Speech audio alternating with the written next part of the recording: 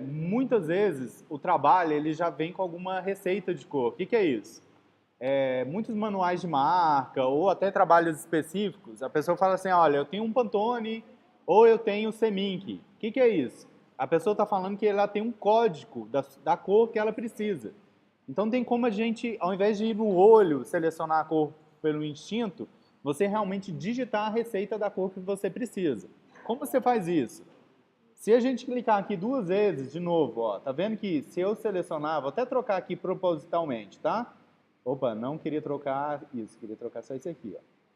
Se eu clicar e quem tiver na frente for o símbolo da cor do contorno, eu mudo a cor do contorno.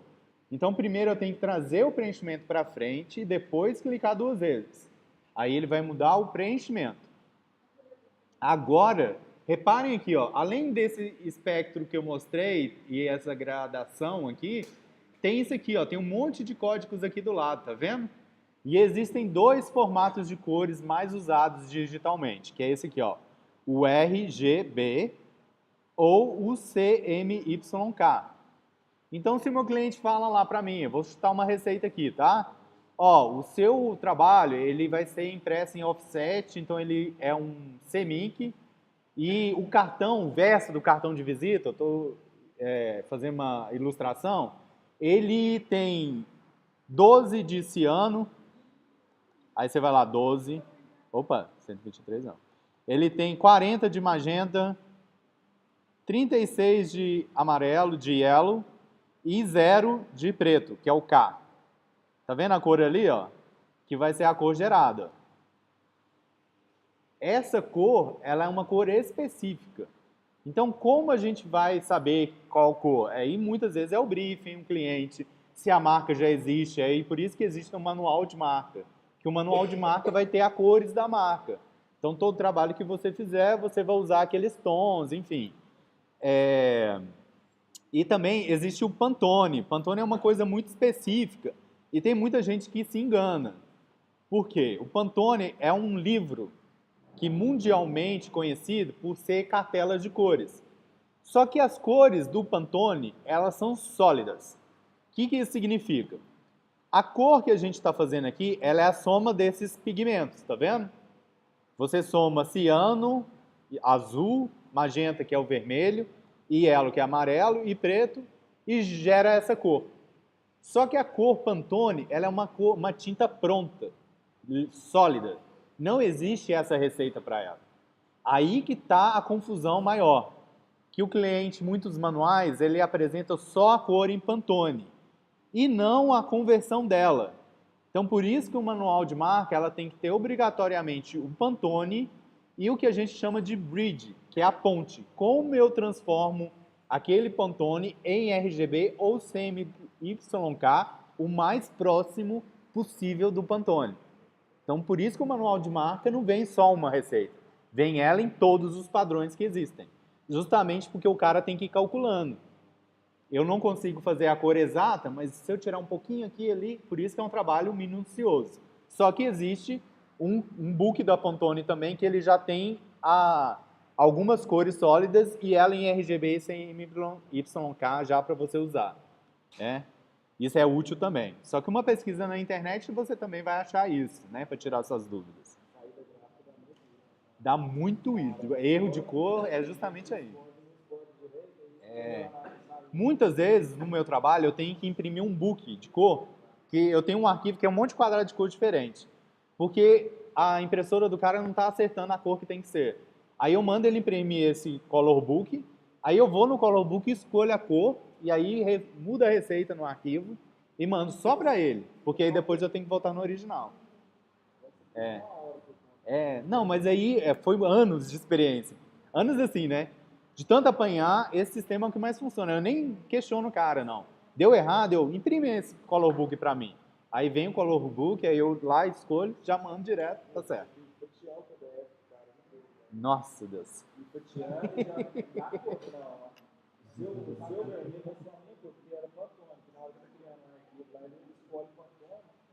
Verdade. Aqui, vamos voltando aqui, ó. Outra coisa importante que eu acho que a gente pode ver aqui, e eu senti que algumas pessoas não trabalharam ainda nisso, a espessura do traçado. todos esses quadrados que eu trabalhei aqui, ele tem uma espessura. Tá vendo que aparece aqui? Desculpa. Um PT, que é um ponto.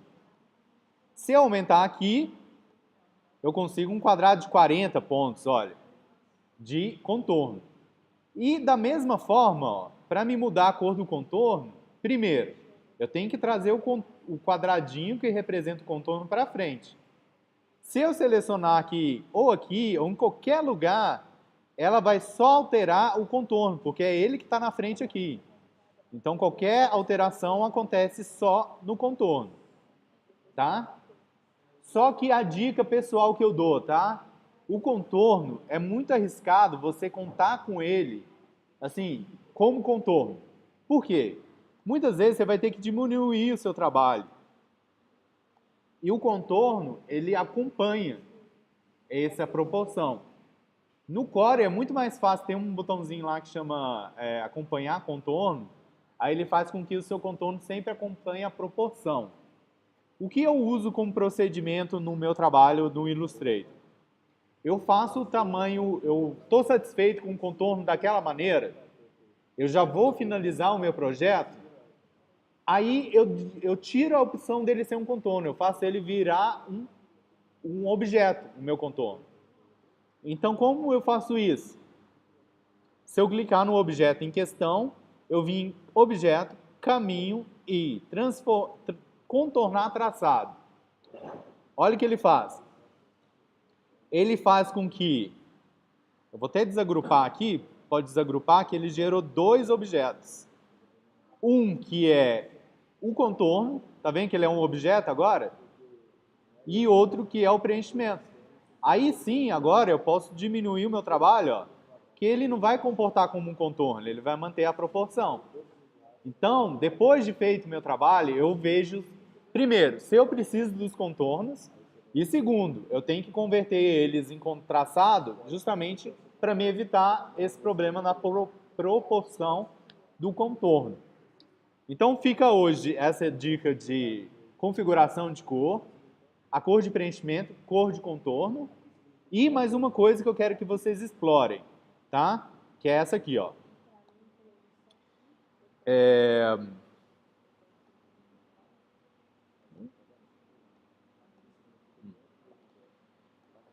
O que acontece? Tem como a gente criar degradê. Degradê é um termo comum falando assim, mas em síntese, o que é degradê? Você fazer um tom virar outro, né? Você fazer essa mistura de tom.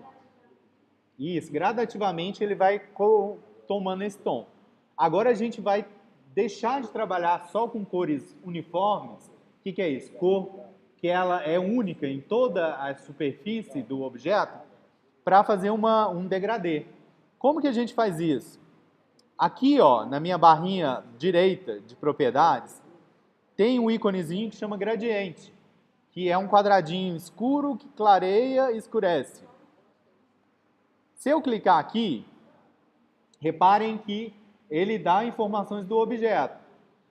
E tem um erro acontecendo, que é o seguinte, ó, o contorno está na frente, eu tenho que trocar eu tenho que trabalhar no preenchimento. Se eu clicar aqui, ó, aqui, ele vai levar o preto e branco lá para dentro. Reparem que aqui embaixo eu tenho a opção de trocar essa cor. Não precisa ser preto nem precisa ser branco. Então eu posso fazer aqui, por exemplo, e aí eu tenho que ficar atento. Por quê? Aqui está aparecendo a receita de cor só em preto, tá vendo? Na hora de mudar. E aqui eu tenho uma cartela limitada de cores. Então, será que tem como aparecer outro padrão de cor? Aí a gente tem que fuçar. Aqui a gente acha, ó, para mudar, ó. Então eu quero o RGB ou CMYK, vou trabalhar com RGB. Aí ele vai trazer a composição da RGB, ó.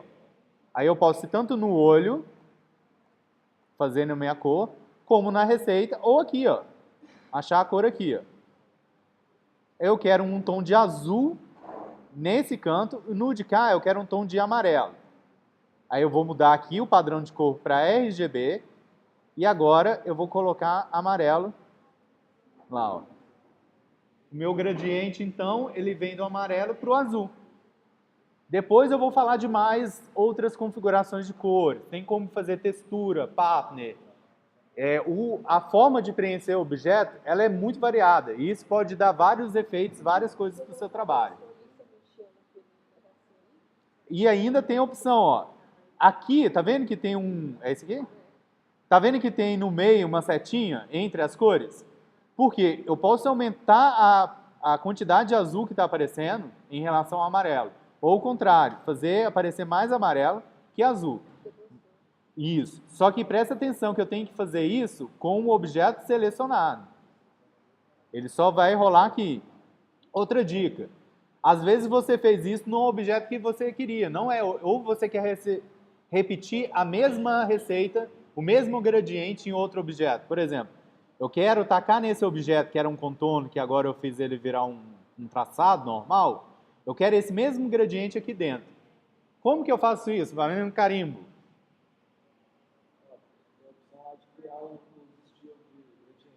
Tem mais fácil. Não, mais fácil. Como que eu faço para essa cor vir aqui para dentro? A ferramenta do conta-gotas ali, ó. Conta-gotas. Isso. Então, conta-gotas, ó, você ganhou um carimbo. Isso. Eu seleciono o objeto primeiro, venho no conta-gotas e seleciono aqui. Aí ele vai levar essa cor, essa configuração lá para esse objeto, ele já levou. A mesma coisa acontece aqui, ó. Se eu posso selecionar dois ao mesmo tempo, ir no conta-gotas e apertar aqui. E às vezes eu quero que o meu objeto faça assim, ó. Aí eu começo a dar estilos diferentes para o trabalho, enfim. Não, não, ele só pega a informação de cor do objeto.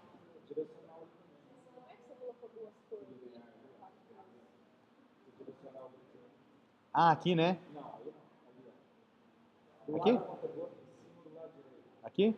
Aqui? Aqui? Ah, sim. Isso aqui a gente roda aqui a... Roda? Roda? Eu vou mostrar aqui de outra maneira, ó. Por exemplo, eu não quero que ele fique... Opa. Isso. Eu não quero que ele fique linear, tipo 0 graus, assim, direto. Eu quero que ele comece aqui na quina e vá para essa. Então, para a gente fazer isso é 45 graus. Tá vendo que aqui, ó, nessa configuração do gradiente, tem um ícone de angulação? Então, se a gente mudar aqui, por exemplo, para 45,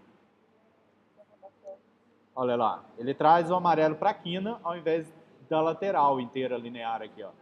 Ou a gente pode fazer isso com pré-configurações prontas aqui, ou vou testar com essa ferramenta de novo, hein? Parece que ela é só... Ah, aqui, ó, girou também. Hã?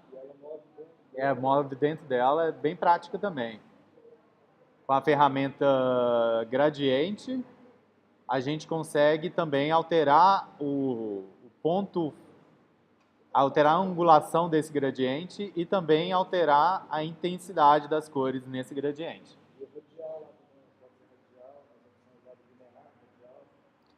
Aqui a gente muda isso também. Boa questão. Não. Aqui ele é um gradiente linear, exatamente isso. E aqui é um radial. O radial, ele faz ele aparecer a partir do centro ou de algum ponto que você pode definir aqui, ó. Você pode mudar esse aqui de lugar. Entendeu? E fazer um ponto, fazer um ponto assim. Essa ferramenta é uma ferramenta que exige experimentação. Então o resultado vai ser em cima do seu trabalho, não tem uma regra. Você tem que ir testando para conseguir o efeito que você quer. Ok? Então vou encerrar. E esse vídeo